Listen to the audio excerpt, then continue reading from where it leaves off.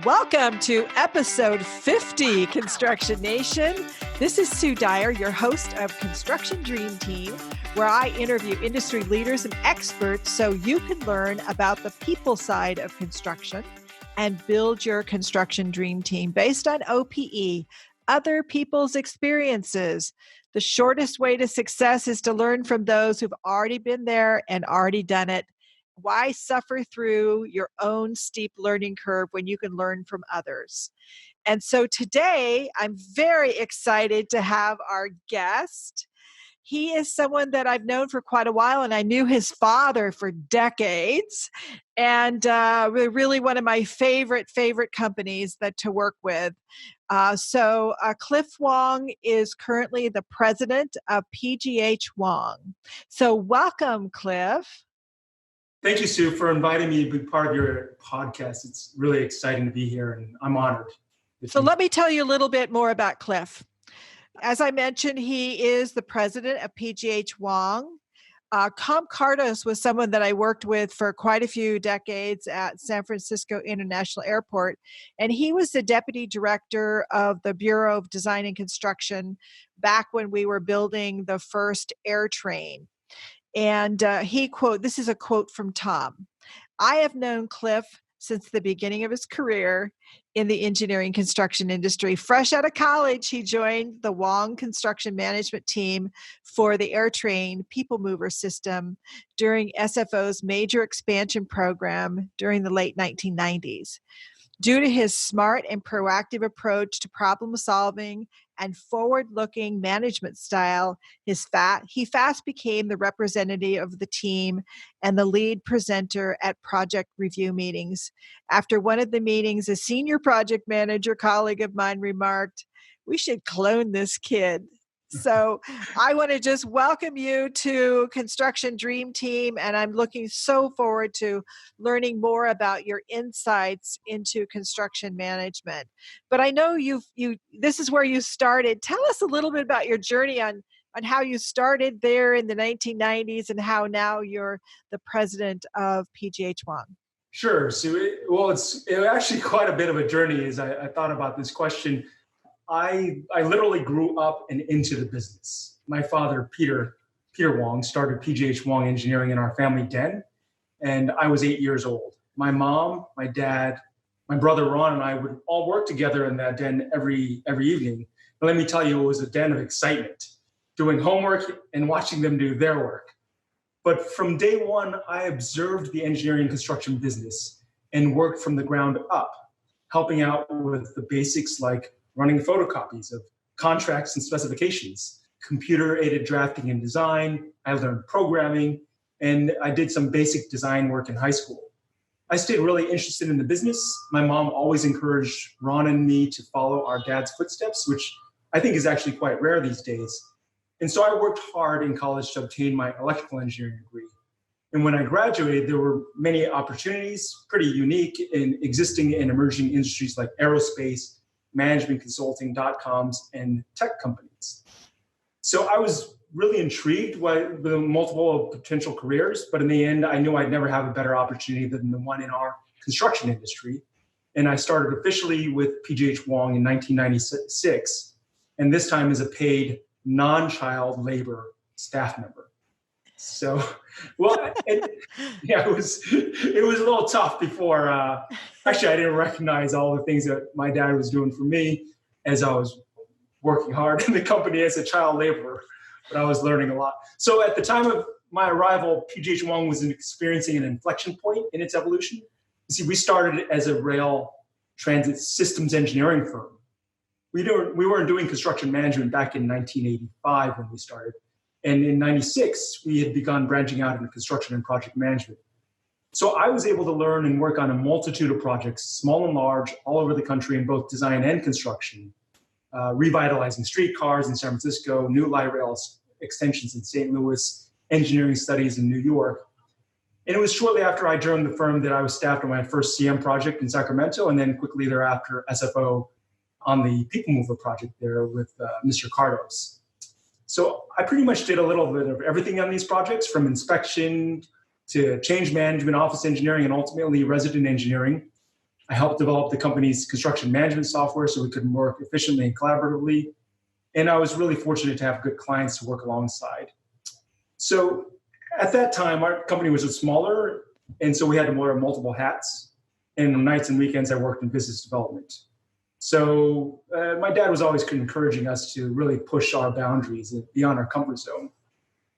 So it was really 2011 when my role really changed from a project side to corporate side. I'd already served in multiple roles in the field, in design and construction, and I was transitioning from a design manager on a subway project in San Francisco back to a corporate role. And my old client said, Cliff, I know you're someone important in the company, but I don't really know who you are. You don't have a title or anything. So I went back to the office and I took his advice and I asked Peter, what should my title be? And he said, why don't we call you president and I'll be the CEO so you remember who the boss is. So today, I'm proud to say the company has grown to a full-service architectural engineering and construction management firm of 300 professionals, and we help lead the delivery of some of the most complex projects in the country. That's pretty awesome, from child labor to the president. Thanks, Sue. That's awesome. So one of the things we wanted to talk about today is that you get to see a lot of different projects and you see trends in what's happening in construction management services. And so that's really what I think our listeners would like to hear is, what do you see as the trends happening in CM services and maybe how they're being provided? Yeah, definitely. It's really exciting time to be a construction manager and to provide construction management services. There's so many interesting projects out there, whether infrastructure, buildings, et cetera. And everywhere you look, we're building something. The landscape continues to change. So there are a number of things I think as an industry and as companies we need to stay on top of. Firstly is contracting and delivery strategies. There are a multitude of contracting delivery strategies out there now. Traditional design, bid build, progressive design build, CMGC or CM at risk, public-private partnerships, and also many variations of each method, sometimes many methods put into play on a singular program in order to deliver a massive project. So it can be quite challenging. There's advantages and disadvantages to each delivery method, but as a CM, you need to have a strong understanding of each delivery strategy and what it means to your client, how you will manage the project to take advantage of the benefits of the delivery method and hopefully avoid some of the pitfalls. They might be some things that we talk about, Sue, stakeholder engagement issues on design builds, owner involvement in design builds. Are we overly involved in prescriptive? Cost alignment on CMGC projects or risk definition and transfer? And perhaps how to successfully facilitate and manage a progressive design build towards your client's vision. So that's really important, construction delivery strategies. Collaboration is also really important. We are joined by the hip with the contractors and clients. We need to be one team. So it's no longer the days of us versus them. We're all working together to facilitate a resolution as an integrated team. And so we need to be good communicators and facilitators with all the stakeholders. And lastly, implementation of technology is really important and a trend that we need to be prepared for. Yeah, I really see what's happening in the industry I've never seen before in the 40 years that I've been involved, where there's such a sea change of emergence of and applications of new technology. And we're seeing so many things change, like the modularization, and what people are doing is pretty amazing there. Certainly progressive design build and some of the delivery methods that really require collaboration. We see all the virtual design, the BIM models, the virtual design and construction, predictive analytics, machine learning, robots, all these things that are emerging and coming really quite rapidly. What do you see with all of this happening as the role and responsibility of the CM? Yeah, it's really cool that all these technologies are coming into play. The construction industry is kind of a slower industry to adopt technology, amazingly. But it's all coming to play today. So we really need to be ready for this. I don't think technology will change the role and responsibility of the CM. It really is a tool. Technology is really meant to be used as a tool. If anything, it's going to help our jobs get done more efficiently and more collaboratively. It doesn't mean that there will be less time on the job, just more time to focus on the more important things.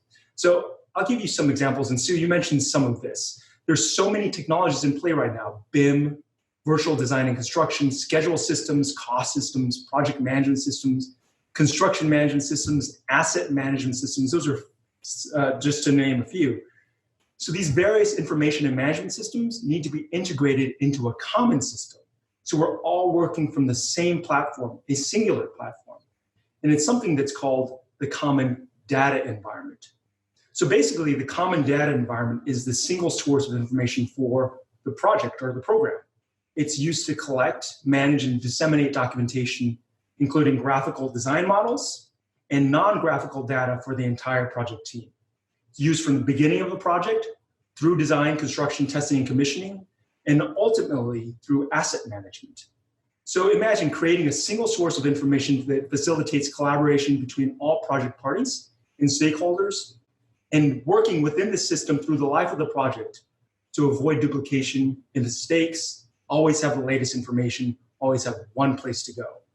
So there's no more need for clash detection because all design is developed in the same model. Cost and schedule information is built into the common data environment, and the environment can be the single source of all updates, changes, inspection records, photographs, warranty records, asset management, everything. So it's really incredible, and something that we're implementing today on BART Silicon Valley Phase 2. So do you see owners understanding the need for this? And it seems like that's going to be then a strong role for the CM, is to maybe bring some of this, at least the paradigm for it, that we need to do this, and then help them to implement this. Yeah, I think owners are going to start understanding the need for this as our projects become more and more complex, and as they see it being implemented on other projects.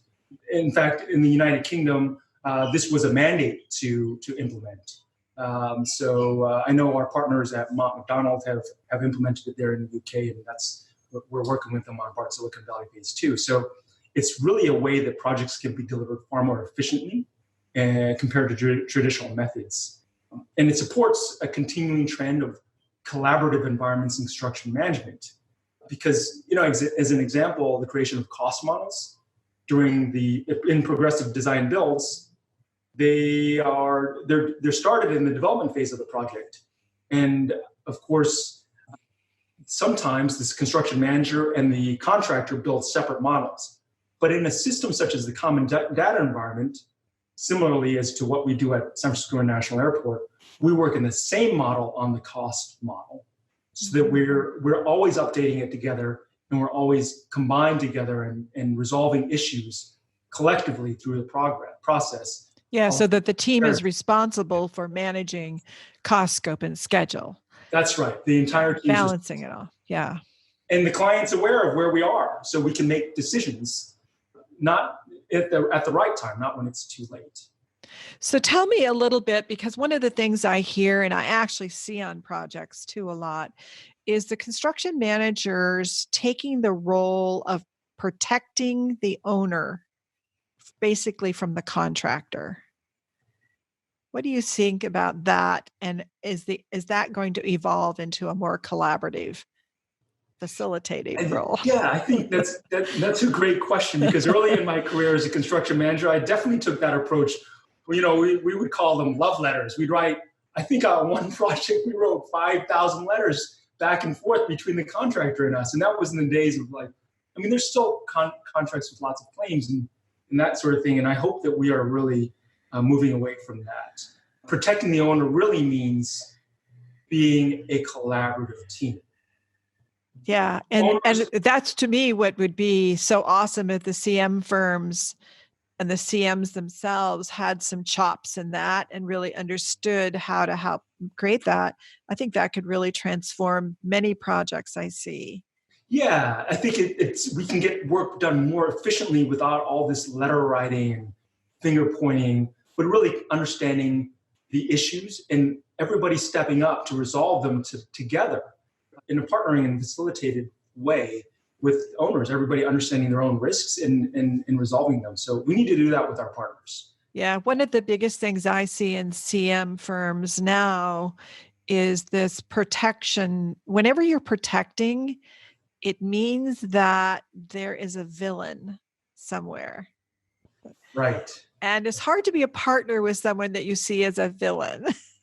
And so then we actually undermine our ability to communicate, coordinate, and to really be successful. We kind of undermine it just by the paradigm that sometimes gets embedded in the project and then plays out in the relationships. So hopefully that will be a trend, I think especially as we have all this requirement for collaboration. It is absolutely a trend. And I also see that some agencies are formed and then they mature. And as agencies mature, our clients mature and have undertaken many, many projects, they soon realize, and CM firms realize, working with the agencies, that we are really working as teams. And there is no more us versus them. Yeah. Yeah. So if you were going to, go after an agency, maybe they're not as sophisticated, is there any way that a CM firm can influence the owner and maybe not taking on that role of the adversarial approach, because it just plays out in such negative ways? But I understand if that's what they're hiring you to do, it makes it harder. But do you think you have enough influence to sort of tell them, but maybe you need a different approach?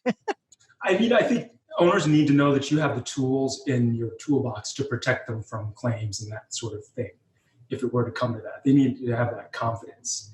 But also they need to know that there's an approach that still implements their goals, implements what's required in the contract in a more collaborative approach. And I think, putting them in touch with some of our other clients and talking to them about how we've implemented projects successfully in order to avoid these kinds of situations can be helpful. So I think industry roundtables are really good, as well as our connections. So we just need to connect as an industry. Yeah, so it sounds like there's some education that's opportunities to help along the way. Yeah. So shifting a little bit, you're now you're president of 300 people. Tell us a little bit about your strength as a leader. Yeah, there's so many important traits to making great leaders, I think. I'd like to hope that I am a great leader. Well, whether it's leading by example, accessibility to staff, understanding complex issues, sharing vision, understanding your own strengths and weaknesses, and even identifying and growing future leaders, there's all kinds of traits that are important. But I think I'd have to say that the one I think is the most important, and I'd hope that it's my greatest strength, is continuing to listen and learn. Always. A lifelong learning type of person is the type of leader I'd like to be. Because as leaders, while we may ultimately set the vision, and that vision needs to encompass the input of our people so that together we can successfully navigate into our future. And the other thing about listening and learning is it comes with a great deal of compassion. It comes with caring for people, not just people on our teams, but people in general. And for me, caring always allows me to connect with people and vice versa, and to build trusting and long-lasting relationships. So what is one of the big things you've learned this year by listening? I'm sorry? What is one of the big things you've learned this year by listening? What's one of the big things I've learned this year by listening?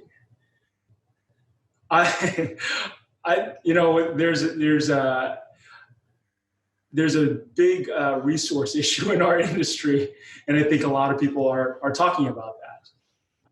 Unemployment is really low, and that's a good thing for people in the industry. So we need to figure out how to be attractive to the next generation of engineers, so that engineers want to work in the engineering and construction industry.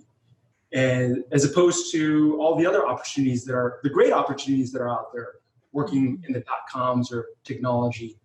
We want them to realize how rewarding building infrastructure and facilities projects can be. So that's something that we're working on. Yeah, it's a big challenge, and apparently demographically going to be a big challenge for decades.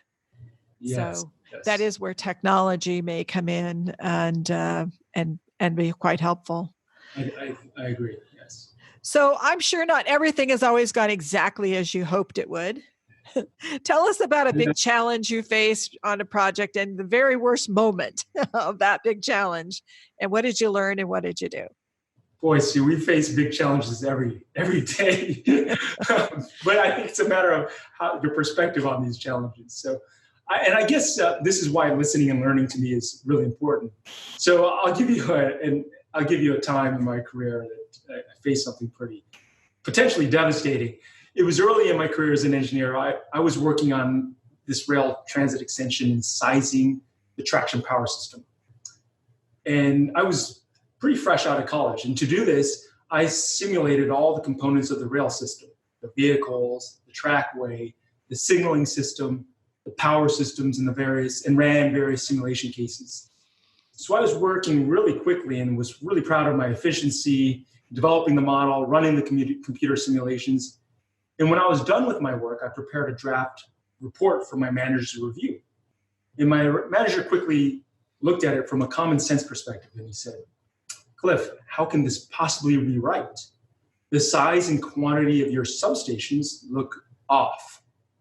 He simply knew this from experience. He basically said, "Hey, college kid, you've totally messed this up." And so what I realized was the 3 months of work that I had done was done on the wrong basis, the wrong design basis. I used the wrong weight of the vehicle. So instead of modeling the vehicle at 120,000 pounds, I used 60,000 pounds. So the system was tremendously undersized, at least in the draft report, and it would have been significantly under designed. So here I was, proud of my work, and the manager basically threw my report in the garbage. And I thought, oh man, what happened? All that theory, hard work, efficiencies I'd applied to getting the job done, late nights, it was all wrong. So what did I learn? I learned that the basis of design is fundamental. You got to check your work towards that. The foundational aspects of the problem, you really need to understand the foundational issues and then start from there. Experience matters. If you've seen it 100 times, you're able to spot a flaw quickly. And I also learned quite a bit of humility because I thought I was a hotshot electrical engineering graduate that could do anything and do it quickly. And you can't walk around life thinking that you know everything or that you're right all the time, because what if you're not? You might just make a mistake. Someone might not catch it. So the importance of a team, the overall importance of the engineering process is far greater than an individual just solving a problem. So it seems like mentoring is going to be really important, as well as checking in along the way so that you don't make the mistake. Well, you catch the mistake as soon as you can, I guess. That's right. That's right. That's awesome. So what is the very best advice you have ever gotten? Well, aside from my Uncle George, who was a city attorney at San Francisco, telling me to go work for my father, I think the best advice he was the construction city attorney, so he knew about our industry a lot.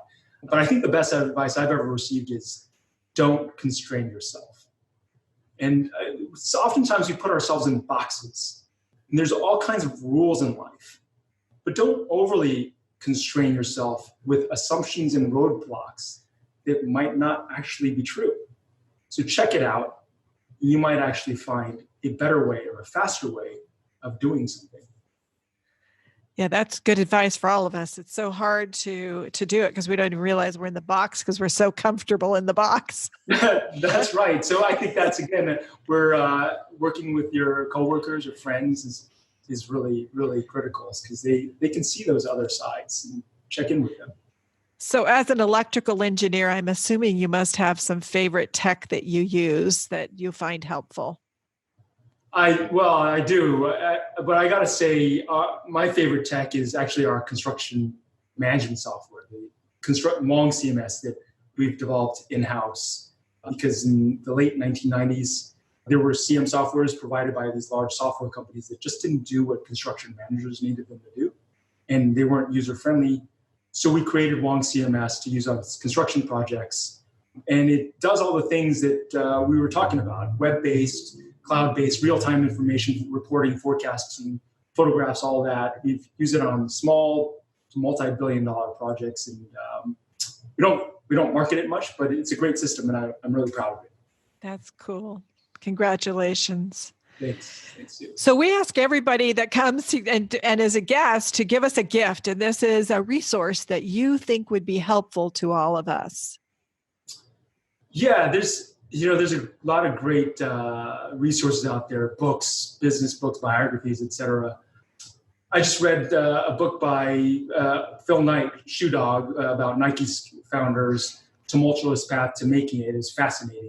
He went through a lot of ups and downs, but that's like a business biography book. And I think, though, the one resource or book that I would recommend, because it's different and in my mind touches incredibly meaningful ideas for all of us, is this book called The Triumph of Experience by George Vaillant.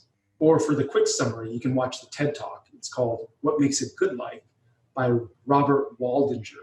Both of these gentlemen were directors at different times of the longest longitudinal study ever undertaken. And it began in 1938 and followed 724 men from their teenage years through the next 75 years as they developed through all phases of adulthood. We're talking graduation, workforce entry, all facets of life, marriage, family, aging, etc. And it studied them in their old age. And so some of the key findings in the book were about how to lead a meaningful life. These are some that I took away. 1, regardless of how life began, we can all become happier. 2, challenges and perspective they give you make you happier. 3, connection is crucial. Good relationships keep us happier and healthier. And I guess, why do I bring this up? Because in the engineering and construction industry, it is really about relationships. We're a social profession as much as a technical profession. We build things together, we collaborate together as a community. And every day is a week full of challenges that we face, and we can face those challenges with the perspective of opportunity.